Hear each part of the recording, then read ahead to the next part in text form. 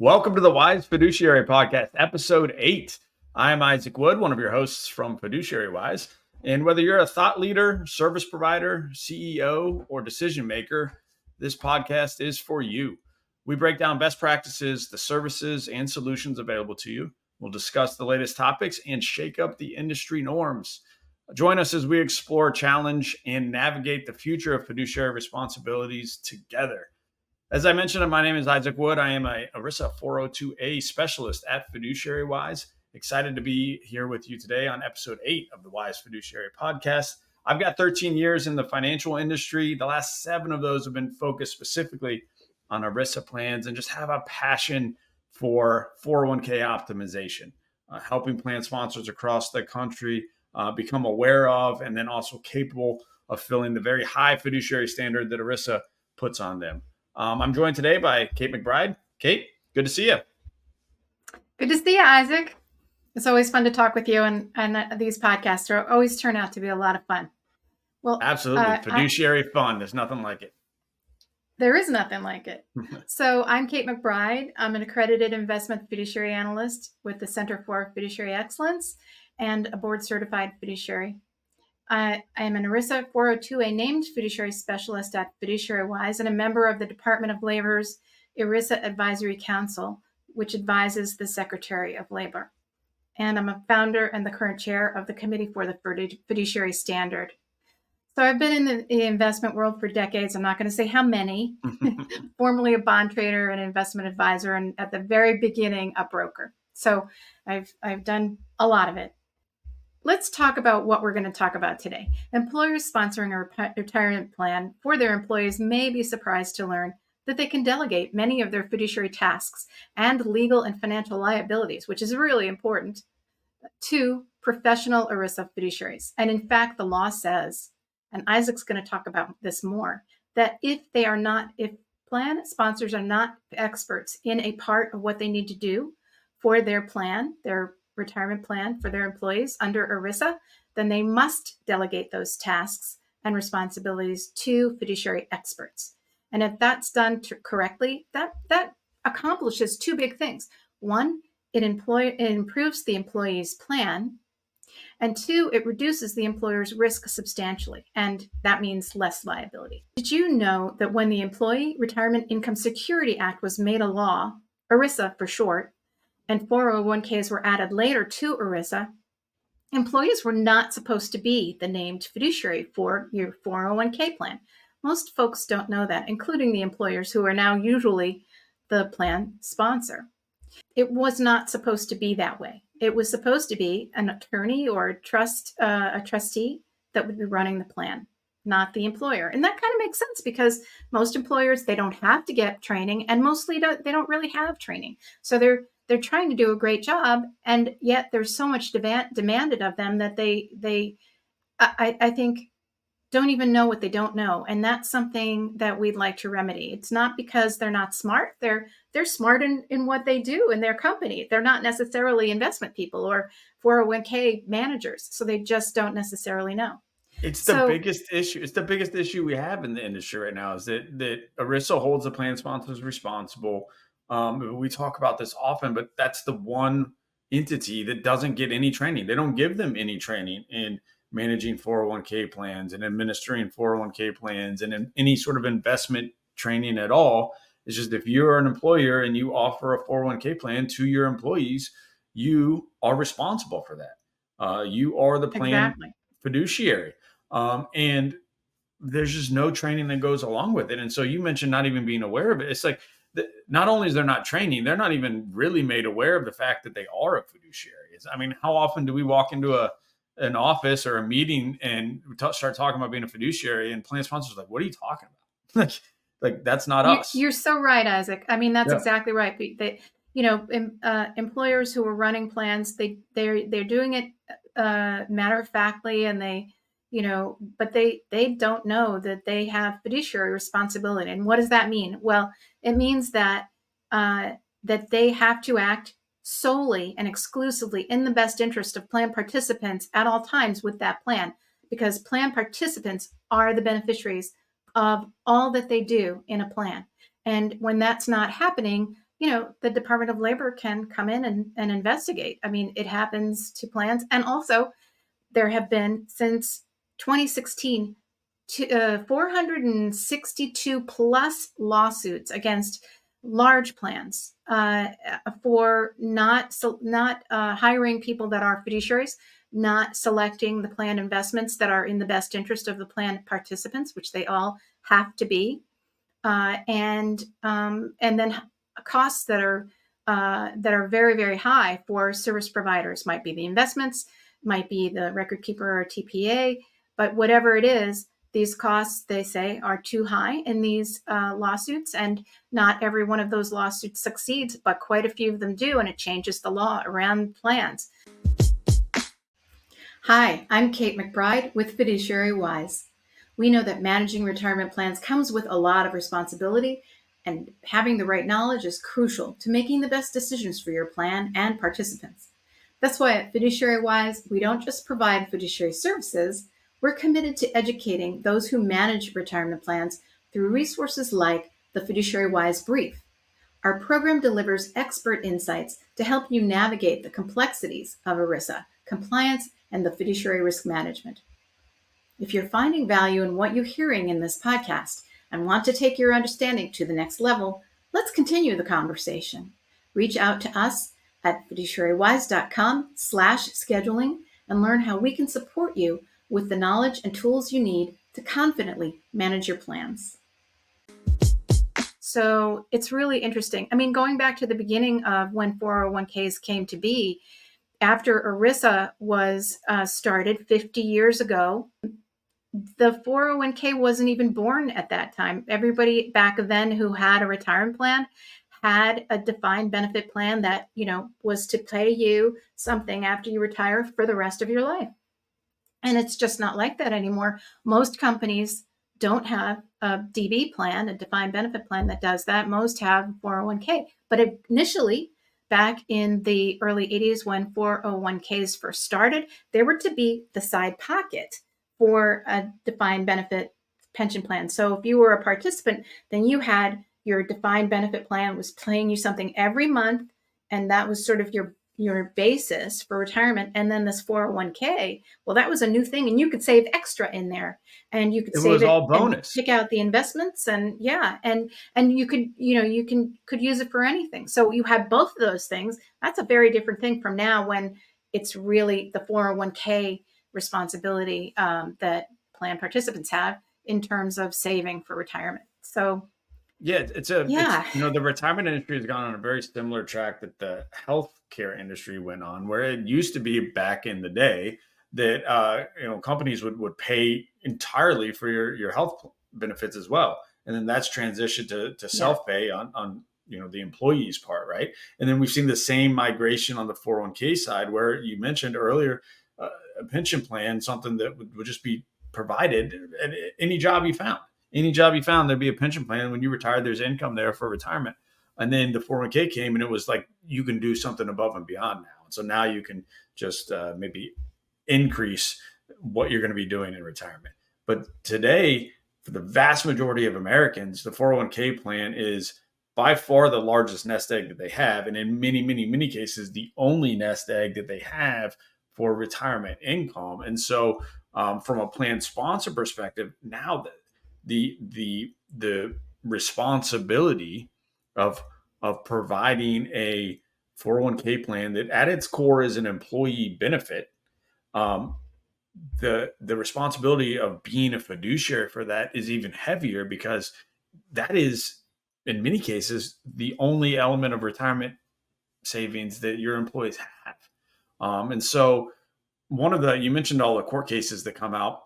One of the major reasons that we see plans end up in court is all around investments, right? And that's kind of what we wanted to kind of talk about today, was what resources are available to plan sponsors who are named fiduciaries, whether they know it or not, for their plan. What are the responsibilities when it comes to sort of investment, advanced investment advice? What options do they have? As we mentioned, every single retirement plan, every 401k retirement plan has a named fiduciary. And if you have not, as the plan sponsor, if you have not delegated that role to someone else, like a Fiduciary Wise, for example, then you are still filling that role. And so this is, among other responsibilities, you're signing the Form 5500. You're making certain that all the That's other a big service one. providers are doing their role. And so it's not just putting your name on the 5500. You're signing off that everything on there is accurate and correct. Which is the Right. responsibility that comes behind that. It's not just being able to write your name; it's knowing what you're looking at on a 5500. But then also it's being responsible for managing and monitoring that investment line, paying attention to making the decision on what investments are offered in the plan, monitoring those investments, and then managing any changes that are required. That falls on your plate, unless you delegate that to somebody else. So do employers have the capabilities to do that, or who can do that and fill that role for them? Yeah, you mentioned delegation. That word delegate is a word that has an extremely large amount of power in a retirement plan, because it is what a plan sponsor can use to take some of the liability from their shoulders and put it on an investment professional's shoulders, or another kind of fiduciary's shoulders. And the way that it works is, let's say that we're talking about the investments in the plan. So there's a menu of investments in a plan, and you might have 20 or 30 or even 40 options in the plan. And these are usually mutual funds, or sometimes they're ETFs that are similar to mutual funds. And sometimes there are other options in the plan that can be used to save for retirement that have a whole little portfolio of other funds wrapped up in one investment option that you can use. And they're called target date funds. And they work for you if you are, going to retire in 10 years or 20 years or 30 years or 40 years. There's a date on them and you get into the right one. And it's very, very easy for plan participants to, set it and forget it in terms of that. And that is something that gets managed as you get older. And I don't want to talk too much about this, but it is something that is in a lot of plans. And it is actually the most, when it is in a plan, it's the most frequently invested in option, the target date funds, because it does make things easier for the plan participant. So, but how do those get there? Advice to the plan on which investments to include in that set of funds is really, really important. And there are basically three kinds of advice that you can get. There is a plan consultant, which may or may not be a fiduciary, that will tell you about a lineup that they have, and they will either make a recommendation to the plan sponsor, or they'll just say, you pick to the plan sponsor.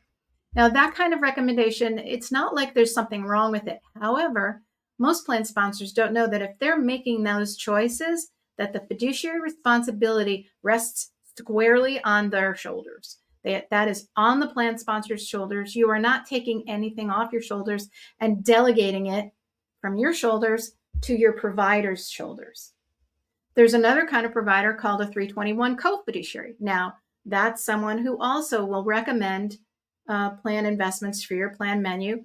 And they will say, here's what we think is the right mix for your plan. But the final decision is still up to the plan sponsor. And again, that means it is on your shoulders. And it doesn't get moved to their shoulders because you're not delegating that responsibility to the investment advisor. So that's an important point. And there's a remedy for that. There's another kind of investment manager. Now, you notice that last person I talked about was the investment advisor. This one is an investment manager, and that has meaning because in this instance, the investment manager, it's called a 338 investment manager, and it's important because you'd have a contract with a 338 investment manager to select, monitor, and replace the funds that are in your investment options, the ones that the plan participants pick from.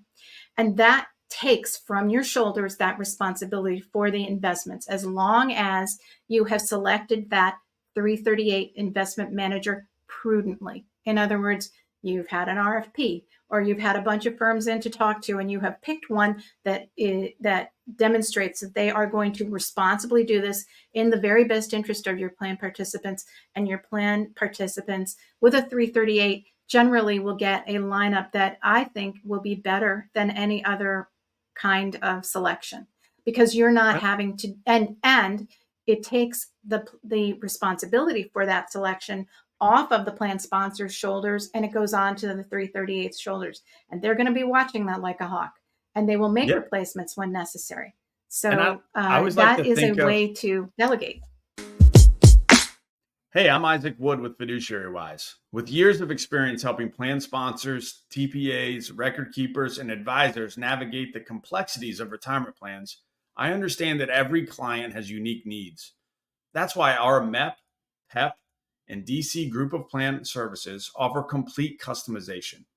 Whether you're managing multiple plans or looking to streamline administration, we tailor solutions that fit your goals while also ensuring compliance with ERISA regulations. At Fiduciary Wise, we don't just offer cookie cutter options. We work closely with you to design a plan that maximizes efficiency, minimizes risk, and gives you the control that you need. Imagine the confidence of knowing that you have an experienced team behind you, guiding you every step of the way. If you're ready to take your retirement plan to the next level, let's connect. You can schedule a meeting at fiduciarywise.com/scheduling to see how we can help. I always like to think of those three different sort of tiers of fiduciary support. And it's not that any of the individual advisors or consultants filling those roles are better or worse than the other, right? But as far as the fiduciary coverage to use, I like to think of it as if you were in a courtroom. So as a plan fiduciary, if someone in your plan was to sue you, you're in the defendant's box, right? You can't get out of the defendant's box because you are the fiduciary, the plan sponsor, right? That consultant is someone that's sitting in the audience cheering you on, hoping that you get out of it, but there's no responsibility from their front. That 321 co-fiduciary, that investment advisor, is someone that has maybe stepped out of the crowd. They're at your table working with your defense attorneys. They're still cheering you on, maybe a little additional responsibility, but it's still you in the defendant's box. That 338 investment manager, though, they are sitting there in the defendant's box with you. They're taking on responsibility of those investment decisions, the monitoring of those decisions, any changes. They're the ones that initiate the order, that pull the trigger, so to speak. Whereas a 321 co-fiduciary is making suggestions that were brought to you from a fiduciary perspective, but ultimately it's still you that pulls the trigger. And so I like to think of those sort of the tier. Again, it's not, you can have very good service providers that are consultants. So it's not better or worse, but if you're looking at the amount of fiduciary coverage that is provided for you, that 338 fiduciary investment manager is the most fiduciary protection that you can get in the investment realm. And so it's a great job of kind of walking through that. That's right. Yeah. Yeah. It's a kind of a thrilling thing, because it really does delineate where those responsibilities remain. So that is one way to take responsibility from the plan sponsor shoulders and actually give it to a qualified professional fiduciary to select and monitor and replace those options. That's a lot of liability to be giving over, and it's a really good thing for many plans to be able to do that. There's a lot of different fiduciary roles in a plan, but those investment ones are the ones that get the most attention, because I think it's what most of employees can sort of wrap their heads around what it requires to invest. And they understand what investing sort of looks like. So they're gravitated to that, but then also those investments, that's what their money's tied up into. So there's a lot more emotions that they have tied into those fiduciary roles. They're less emotionally involved in some of the testing and the administrative aspects of the plan, and whether or not they got the correct notices and whatnot. And if the correct minutes were taken, and everything was recorded and the processes were run. But the investments, they're emotional about that because they can see their dollars go up and down. So that's sort of the hot button when we talk about the fiduciary roles in a plan. So that's where it's very important as a plan sponsor to either be an expert in that space and so that you can execute your role as an investment manager correctly, or hire someone that is an expert to come in and provide those services to your plan and for your employees. Isaac, why don't we talk about something that every retirement plan has, and that's an ERISA 402A named fiduciary.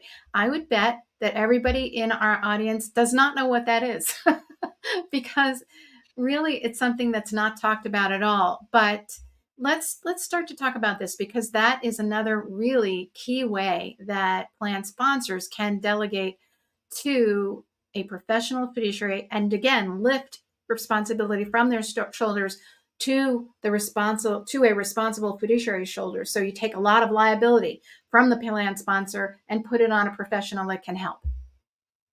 Yeah, so every single 401k plan has a named fiduciary. And so this person or persons in some cases, they are named in the plan's documents. And if you're the plan sponsor and you haven't hired this out, guess what? It's you.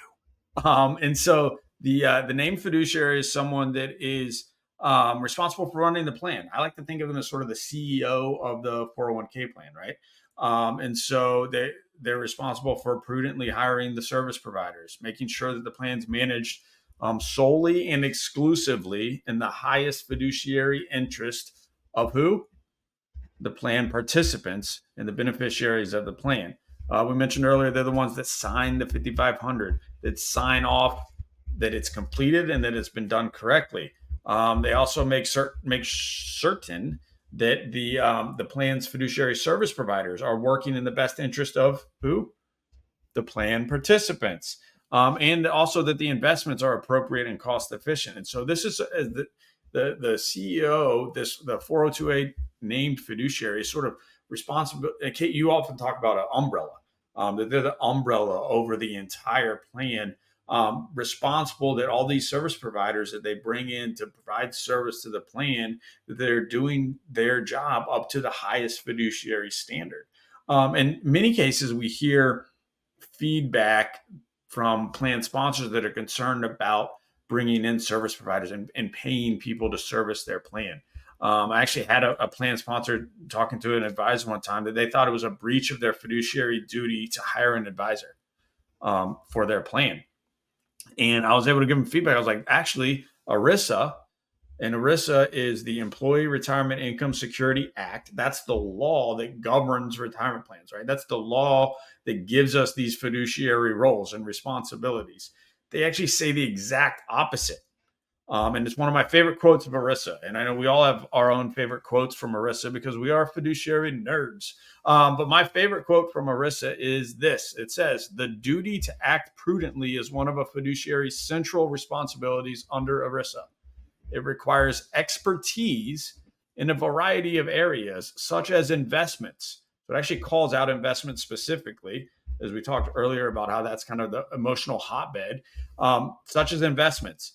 Lacking that expertise, a fiduciary will want to hire someone with that professional knowledge to carry out the investment and other functions. So ERISA quite literally is saying here, if you are not an expert, we expect you to hire an expert.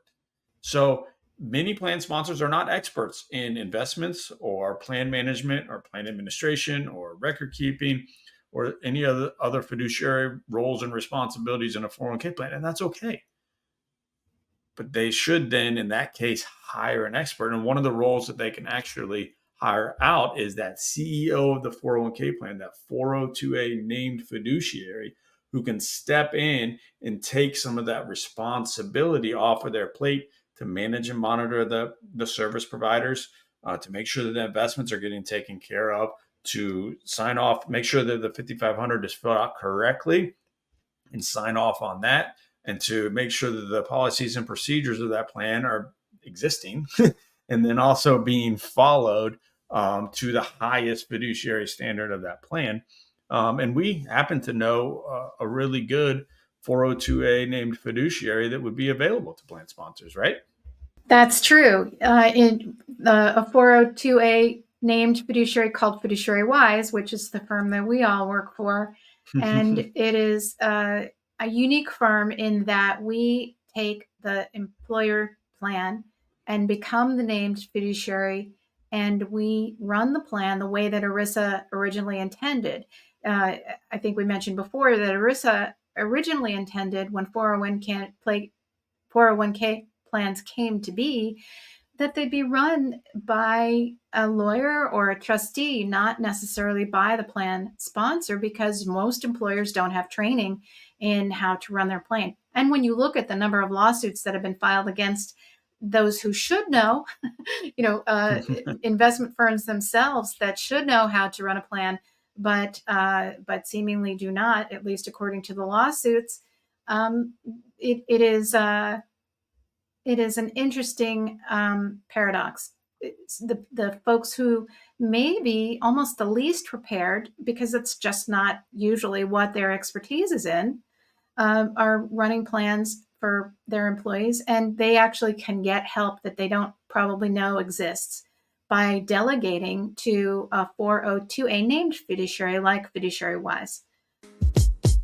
Hi, I'm Kate McBride with Fiduciary Wise. Did you know that if you sponsor a retirement plan, if you sign the plan's Form 5500, more than 92% of the fiduciary risks and liability can fall directly on your shoulders? ERISA's complex regulations make it easy to miss key responsibilities and leave you exposed to costly penalties or legal action.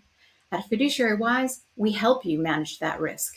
We become the plan's named fiduciary, taking on the majority of those responsibilities. We work with your current service providers, including the investment manager, advisor, record keeper, and administrator, to ensure regulatory compliance. And we handle the heavy lifting so you don't have to.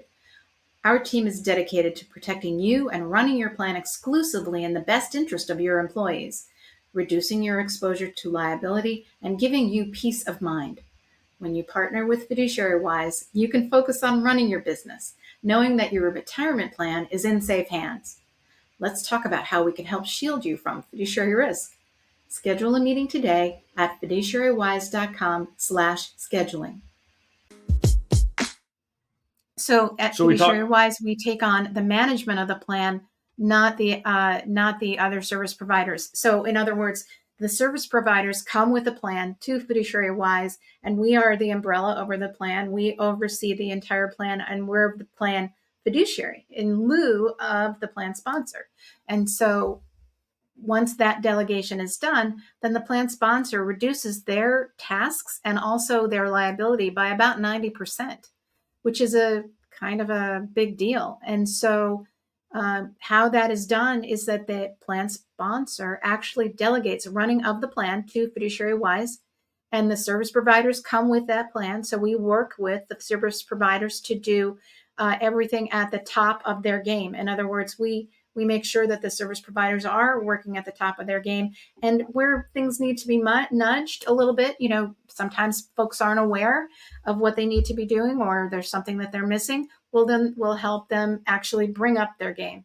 So it's kind of a win for sure for the plan sponsor, and certainly for the plan participants, because the plan sponsor has less they need to do every year. They have moved most of their liability to Fiduciary Wise. The plan service providers stay in place, and they become better and better, knowing what they need to do. And so plan participants then benefit, because that lowers costs for plan participants, makes things efficiently run, makes them run according to ERISA, the way that they're supposed to be run. And that, at the end of the day, benefits every single person in the plan, in the company, and the service providers as well, because they are becoming better and better as well. I mean, we actually work to continuously improve. So Kate, we've talked about two really important fiduciary roles that a plan sponsor can delegate today, right? We talked about that 338 investment manager, and then we talked about the 402A plan fiduciary. So like hearing you and I talk about it, it seems like every employer would hire these two roles for their plan, right? But what, from your experience, why don't plan sponsors hire these roles out? Why don't they hire the experts? I think mostly because they just don't know that they exist. That they, if you're at a big company and there's been a 401k plan for 45 years, this may, the personnel may have turned over. They may have, they just they may just not know that this kind of help and this kind of delegation of their liability and their duty to professional fiduciaries is available. It is unique. What Fiduciary Wise does is unique. There isn't another firm in the country that does what we do like what we do. There just isn't. And it is not a typical offering, and so I think it's one of those things that plan sponsors just don't really know about. And once they find out, what it means, I think a lot of plan sponsors feel very relieved to be able to take some of the tasks, most of the tasks that they have to do over the course of a year. We've plotted out that there are about 80 tasks that a plan sponsor has to do over the course of a year, and they can delegate all but 5 to Fiduciary Wise. So that they're delegating 90% of what they have to do in terms of tasks, but also 90% of that fiduciary liability comes off of their shoulders. We're happy to take it because we know what we're doing. And it's better for the plan sponsor. It's better for the plan participants, certainly better for service providers too. And so, I just think it's an unknown that needs to be more broadly known. I just think it's lack of awareness, and I think that's not the plan sponsor's fault. I think it's just that there aren't a lot of firms doing what we're doing. Well, and to your point, that not only do plan sponsors not know that the service providers that the relief is there, in many cases they don't even know that the need is there. They're not even aware that they have those responsibilities, right. And so they don't know that they had so much liability. Yep. When we're able to come in and have those conversations. If you're signing the 5500, the form 5500 that goes into the IRS, you're signing your name, you're probably the named fiduciary. And that means that if there's a lawsuit for that plan, they're going to knock on your door. They're going to knock on your door in your office and hand you the papers for the lawsuit that the plan participants, bring when they're not happy with how the plan is being run. And depending on how you're signing that, you may personally be liable. Yeah. Yeah. Depending on how you're signing it. And corporately liable. Yeah. Yeah. And so almost no plan sponsor understands that. Because if they did, they'd all be delegating to Fiduciary Wise. Yeah. Right. Yeah. When we're able to go have those conversations, right, and educate plan sponsors and let them know, like, hey, these are the responsibilities you're responsible for. But hey, good news, you don't have to do all that. We can come in and take that off of your plate. The adoption rate is very, very high. And being able to educate in that front, but then also provide the relief, both as a fiduciary, but then also doing the work that frees them up to go then to go build their business and help build what it is that they do have an expertise in about. So you might even say that that's meaningfully different, for sure. Well, Kate, it's been a joy talking with you today about how Fiduciary Wise can help plan sponsors out there. Hopefully it's been educational. Hopefully it's been encouraging. And hopefully it's been fun for a couple fiduciary nerds. But thanks for tuning in to the Wise Fiduciary podcast. We'd love to hear you guys' thoughts and answer any of your questions. So drop us a line, drop us a comment. You can send us a message, or you can schedule a meeting with any one of us at fiduciarywise.com/scheduling. So we look forward to seeing you there. Don't forget to join us next time for more insights and discussions. And until then, we will see you in the next episode. Thanks, everyone.